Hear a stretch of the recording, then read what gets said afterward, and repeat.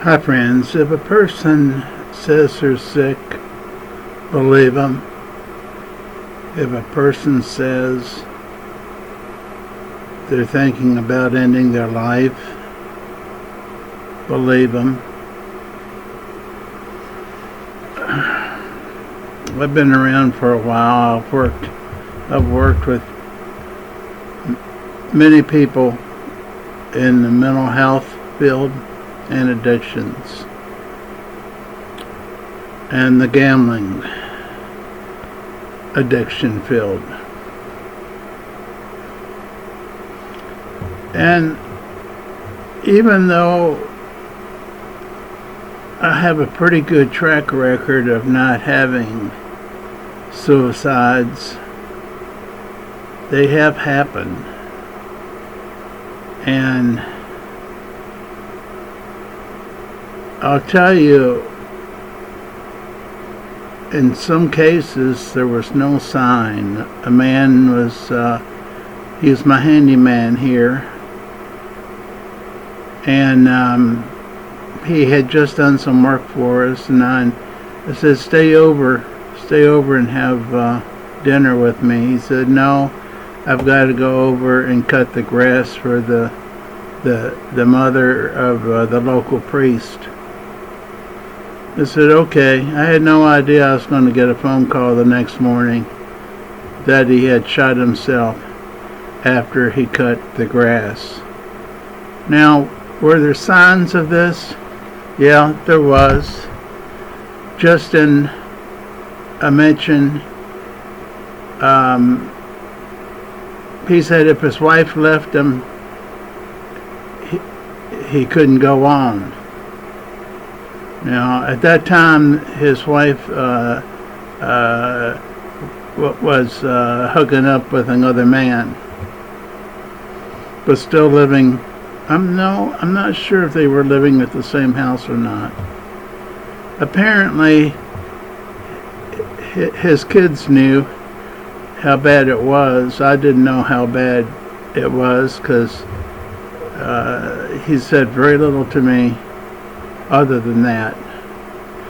But they had his guns locked up in the car, so they knew a lot more. What they didn't know was that he was going to get up and get the keys to the car and get a gun out and shoot himself. Could I have done anything to prevent it? No. He wasn't a client. He was a handyman. We had given him a turkey for Thanksgiving. Another case was a client doing family counseling, and I was guiding him off of the drink. He had lost so much, and at least one or two wives with alcohol. And we had it to where he was abstaining. And we were going to meet weekly with his new wife. And I get a phone call. This would have been maybe 3 weeks after we began family counseling. And he had gotten his car, totally aimed to do this because he had bottles of alcohol in the car to get him the courage to shoot himself in the head, which he did. The problem was he disappointed, he thought, so many people in the past. He might as well just put an end to it. He probably thought he just could not stop. Was there anything I could do about it? No. We were we were, I was counseling weekly. He didn't ask or need to go to a treatment center. He can't really go to a treatment center, or I guess you could if you paid, but insurance won't pay for it unless you are actively suicidal or severely depressed. So that wasn't really an option we took a look at. With the gambling addiction, this guy different guy had a beautiful wife, 2 wonderful looking kids, smart as whip, and he had a gambling addiction. And we were meeting for family counseling weekly. And it got to the point where he would leave work. He had a wonderful job. He'd leave work and not show back up because he'd be either at the Belterra Casino, which is here in Indiana. And as he told me, he says, I just went there to spend a few hours. Now this is before he actually got to the very bottom where he misworked and everything else. But this was pretty close because of what I'm going to tell you. He said he looked into the mirror and he saw all this. Oh, they comped him. They gave him free, as long as he kept gambling a lot, they gave him free motel, food, buffet, everything. Hotel, rather. So he looked in the mirror, really had lost consciousness of time, and didn't recognize himself.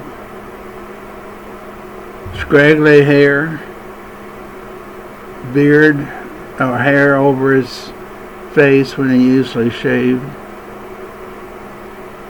And then he noticed he had not been home for days. Well, his wife didn't know where he was. Even at that, his wife was willing to give him a pass on that. And then one day we were going to have family counseling again, and she showed up and he didn't. And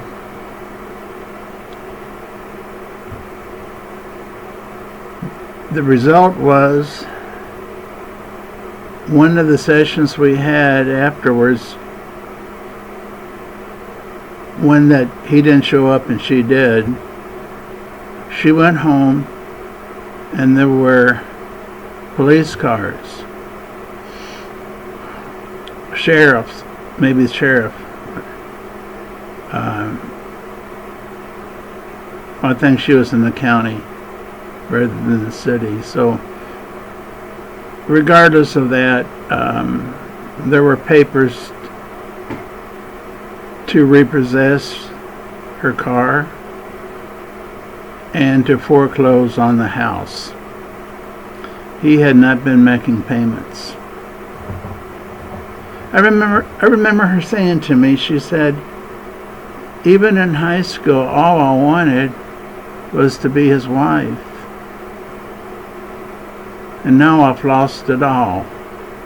Him, my home, and my car.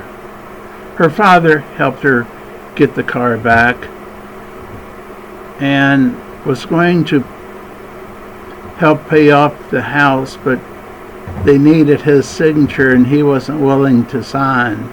especially if she was going to go toward divorce. I'm going to tell you that I kept up with her for a while. She got divorced, and he came up to me once, saw me on the street and said, I'm going to get her back. I'm going to get my kids back. I'm going to get my house back. If I keep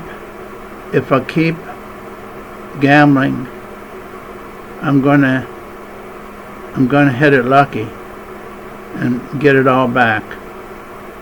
He also would leave during lunch while he worked and go to the Kentucky Derby in Louisville.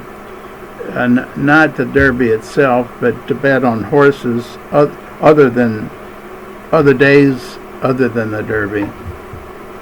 That was the last I heard from him, was he was going to win all of his money back and get everything back, including his wife.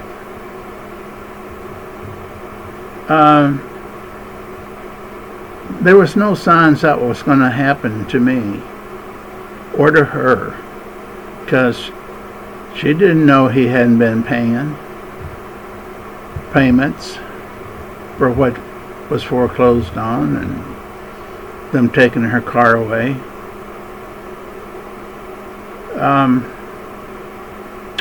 Friend here had a wonderful restaurant. Did I eat there today? No, it was downtown, and he always wanted to talk to me because he thought I had, whether or not I had wisdom that helped him or not, I don't know, but he claimed he was diagnosed with kidney disease and wouldn't live long, and we talked and he seemed perfectly normal. So I didn't really invite an ongoing relationship to talk about how he could get better. He had a doctor, but I only saw him that one time to talk about it. But when I went into his restaurant, he would come over and sit down by me and start talking. And the next thing I knew, he was dead. Well, the final story I'm going to tell you is probably hurts the most.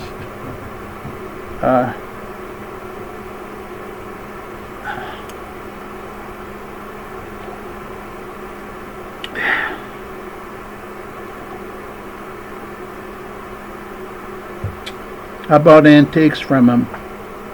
He had the biggest antique shop here in Madison, Indiana. I won't mention his name. He's not with us now. And we bought a lot of antiques from him. He was considered a friend to me and my wife, and he told me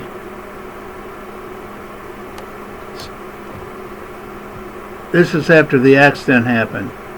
A big window in front of his antique shop called the Madison Antique Shop.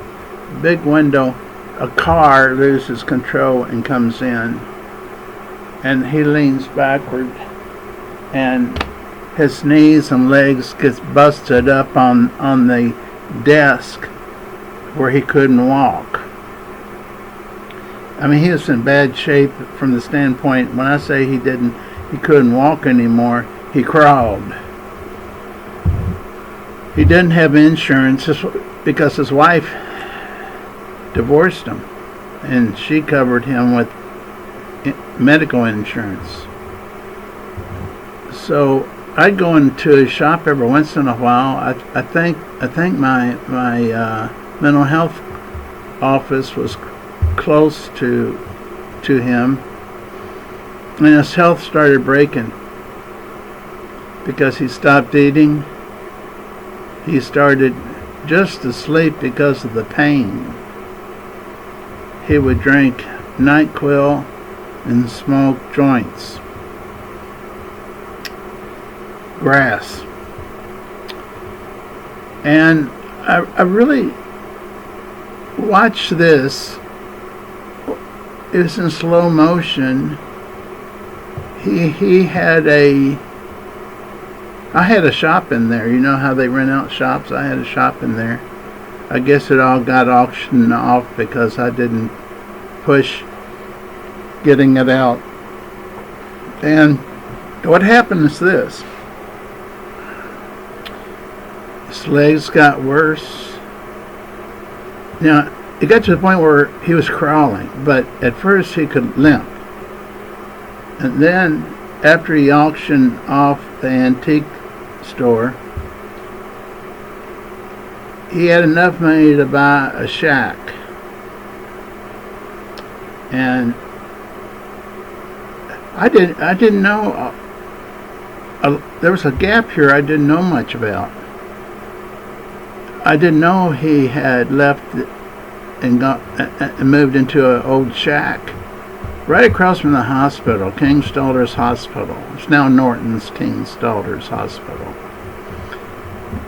And when he went to the emergency room for help, he didn't have insurance coverage, so there was no help. He'd call me up. He'd say, could you get me a couple bottles of aspirin? The kind that's coated. The coated being they don't dissolve on the way down. They get in your system before they dissolve and break into your body. And I said, I think you're taking way too many. You're going to bleed to death, because aspirins are a blood thinner also. He didn't know that. So he'd want me to buy 2 or 3 bottles of 100, and I have no idea how much he was taking. But he was taking it to kill the pain. I'll never forget, he called me up. Well, what I was going to say about this is, he had called me, and I didn't take him that seriously. When he says, I've got to talk to you, I need to talk to someone. And it was in the winter time, and by the time I made it there, he went back home because he was freezing. I was in a different part of town, so he couldn't wait, he told me. And then I get phone calls like this. I'm crying out for help. Can you stop by and see me? So I started stopping by and seeing him. And to go to the restroom, he'd lay down on the floor, and he'd start crawling on the floor to the restroom. And then one day I get a phone call, and he says, I made some chili, and I want to share it with you. Will you come over and have chili? I think you'll like it. And I did. Well, with me being in the mental health field, I can do evaluations for disability. And every time he had tried to get on disability, they turned him down. So I ended up writing over time 2 disability evaluations, because they weren't acting on it. So that last evaluation, I included everything, all the doctors, what happened to him, all the doctors he saw, which weren't many because they refused to see him without insurance. So he only saw one doctor other than the emergency room. And it was a doctor that was my friend that I sent him to. And I don't know if she said this or not, but I think she may have told him, if you came here to get on disability, you've come to the wrong place. That's the last doctor that I know that he went to, other than what the Social Security disability, they'll send you to a doctor for about 20 minutes. And I say that because they just have you touch your stand, walk 50 feet, maybe or maybe not check your vitals, and write the report and send it in. So that didn't do any good. So on the second report I sent in, they granted him disability and a Medicaid card. What I found out later was that they granted it 2 days after he had passed away. I learned this from a friend of mine that also was in the antique business. He said, "Did you know Jeff died?" I said, "No." But he got his disability and he approved, and he got a Medicaid card, but he was already dead. I thought, oh no.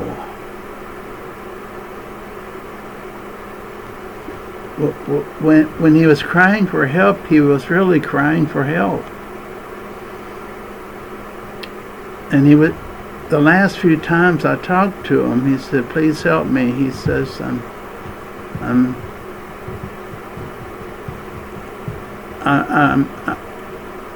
at the end."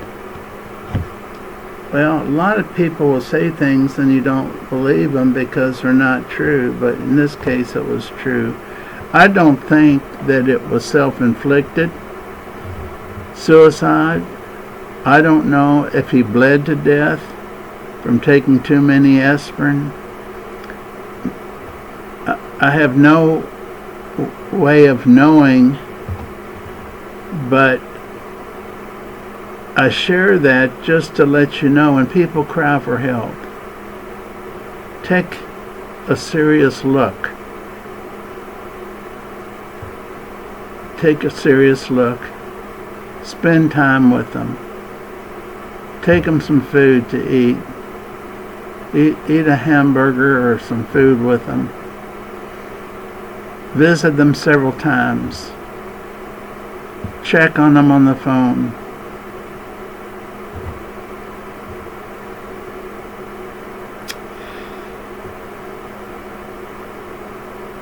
Well, thanks for watching.